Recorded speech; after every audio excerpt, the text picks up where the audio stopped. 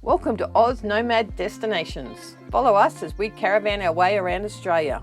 This is Ed and I'm Beck, and we're finding you the best free and budget camp spots Oz has to offer. Fishing, crabbing and hiking our way through this awesome country. For notifications, click subscribe and hit the bell, and that will keep you up to date.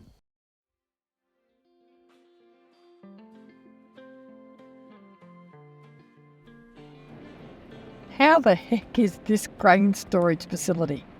It is so big, you would need a golf buggy to get from one end of it to the other. We spotted this one out near Nevertire on our way to Nyngan. We were pulling into town to check out the water tower. It has a shearer shearing sheep on it. Then it was off to Nyngan. There was a free camp just west of town.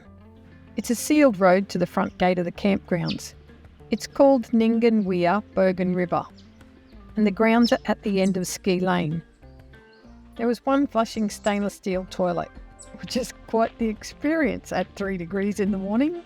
Some crafty person had made these little steel echidnas and some steel birds, and they were scattered throughout the grounds. There were bins on site, and you could bring your dogs. This is where you dump your roosters. How you going, big fella? You're very pretty. You are. Bet you'll start crying at 2 o'clock in the morning. I love chickens, and these 6 roosters were happy to follow me around all afternoon. I probably shouldn't have fed them Ed's biscuits. There was a ton of fish jumping in this weir, and it was time to set up the new yabby pot. With that sorted, we headed off for an explore. It was good to see all the rivers were full out here. They had just been through a major flood. Then we headed out of town to the Nyngan Solar Power Plant. It's about 10 kilometres out of town on the Barrier Highway and then 3 kilometres off the road. There you will find a viewing platform. Oh, and yes, you can turn your caravan around at the end. We kept seeing this big steel guy with this fish. It is massive. Here, have a look. It has 1,350,000 solar panels, produces 230,000 megawatt hours of power, and sits on 250 acres of land. Generates enough power for 33,000 homes. It's pretty impressive. The viewing platform has heaps of info.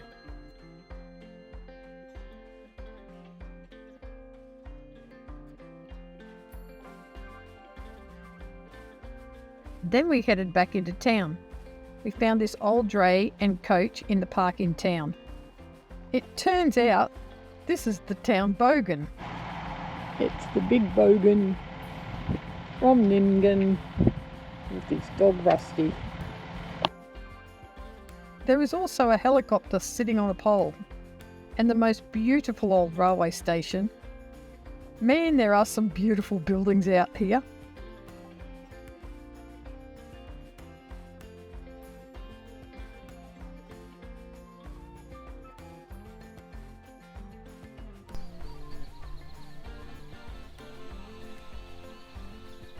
So I think it floods here.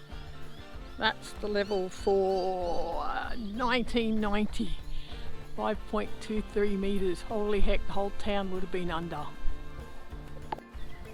So Ed's laughing because the other day I said we brought him to Cranky Rock Campgrounds. Now he reckons I'm home because this is the Bogan River. And we are at Nyngan. So Murray cod, golden perch, freshwater catfish, silver perch, native finfish and yabbies. I'm allowed to have 200 a day. Campfire time. I think that's cheating anyhow, really. I'm helping.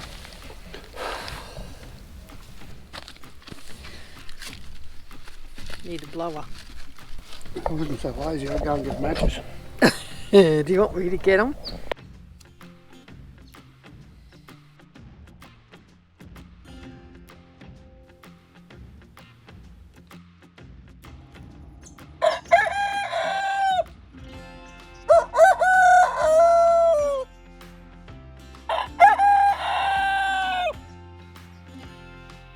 The bird life on this weir is so good. I sat for hours watching them fishing, and all going about their business.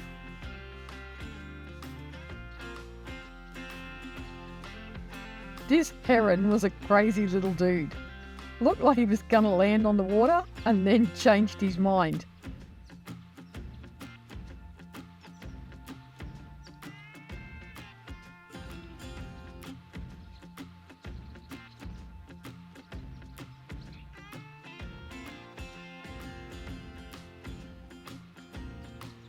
The birds here are pretty quiet and they are happy to come close within reason. And the parrots are just stunning. Take a look at the colours on these two. So we're on the banks of the Bogan River, so I thought I'd dress appropriately.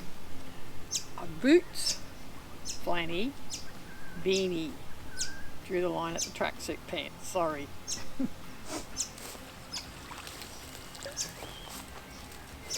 Nothing. We're off to Cobar today. Said goodbye to my roosters and off we set.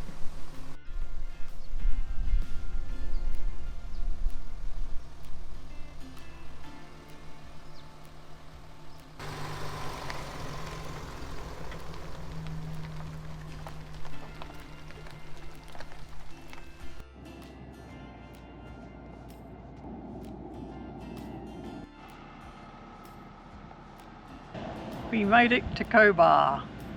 At Cobar we stayed at the Cobar Old Reserve. It's a free camp at the end of the Old Reserve Road. There must have been 20 odd caravans out there. It's a dirt road for the last 3 kilometres, but it's in pretty good condition. It had internet and phone service, and that's it. No power, no water, no toilets, no bins. Time for an explore. First stop, Fort Burke Lookout.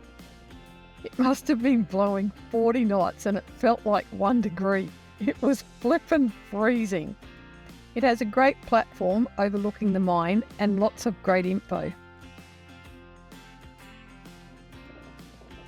Then off to the information centre. We must have passed 10 of these cattle trucks passing through town. Take a look at that information building. Stunning. It even had a pressed metal ceiling. We grabbed a map and went off for a cruise around town. We found this old church, the Cobar railway station, and then this old petrol station.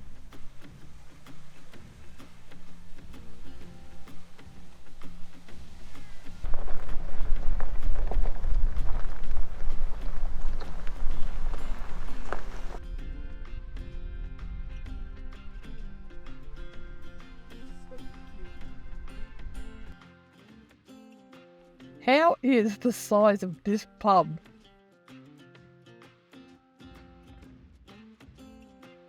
It took up nearly the whole block. It's definitely the biggest in town.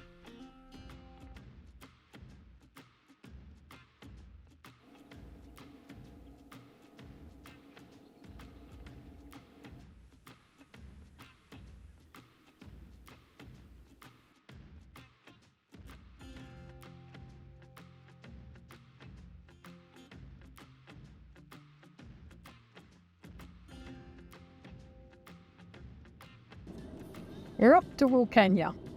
You have to love the West. We pulled over for lunch in this rest area and this old fridge was standing there.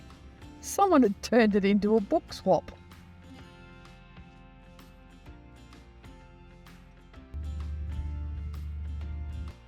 The paddocks are starting to get really big, all the way to the horizon. We pulled into Wilcannia mid-afternoon and booked into the Victory Park Caravan Park. The park has powered and non-powered sites. It's $25 for powered and $15 for unpowered. They are in the process of building a new amenities block. It was plainly obvious that the other block had been flooded, and they'd done their best to clean it. You could see the flood marks on the toilet doors. There were picnic tables all along the riverbank and the flood marks were still on the tree. couldn't get to the river as there was masses of prickles right along the riverbank.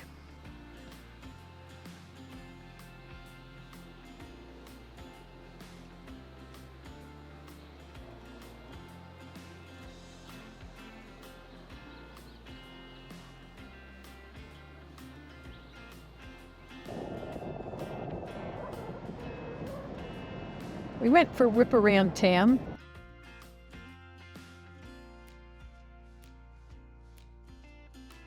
And we went out to look at the teddy bear tree just west of town. Well, I went to look. Ed just drove me. Tomorrow, we're off for a fun night. So we're leaving the van at Wilcannia and we're doing an overnighter to White Cliffs to stay in the underground motel. Keep in contact, stay happy, and we'll see you next Sunday at 6 a.m.